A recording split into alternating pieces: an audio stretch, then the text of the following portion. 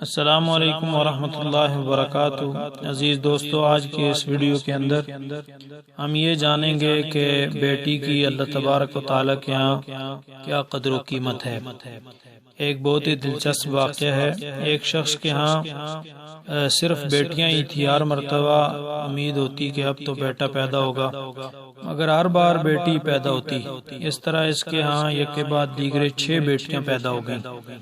اس کی بیوی کی ہاں پھر ولادت کا وقت متوقع ہوا اور وہ ڈر رہا تھا کہ کہیں پھر بچی پیدا نہ ہو جائے، تو شیطان نے اس آدمی کو بہکایا۔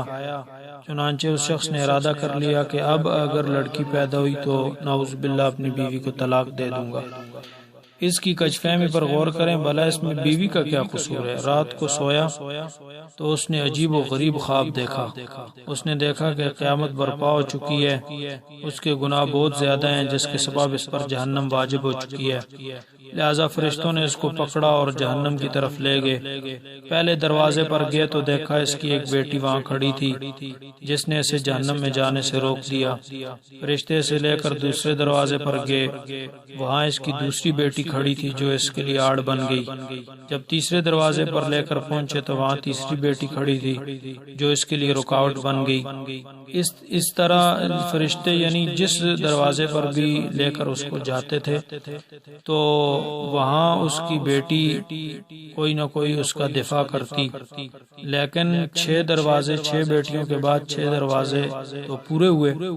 اب 7ویں دروازے پر جب فرشتے اس کو لے کر جانے لگے تو اس آدمی کو بہت زیادہ قلق ہوا، افسوس ہوا اور خوفزدہ ہو گیا، اور اسی خوف اور گھبراہٹ میں اس کی آنکھ کھل گئی اور اسے معلوم ہو گیا کہ جو میں نے نیت کی تھی وہ بہت غلط تھی اور میں شیطان کے بہکاوے میں آ گیا تھا۔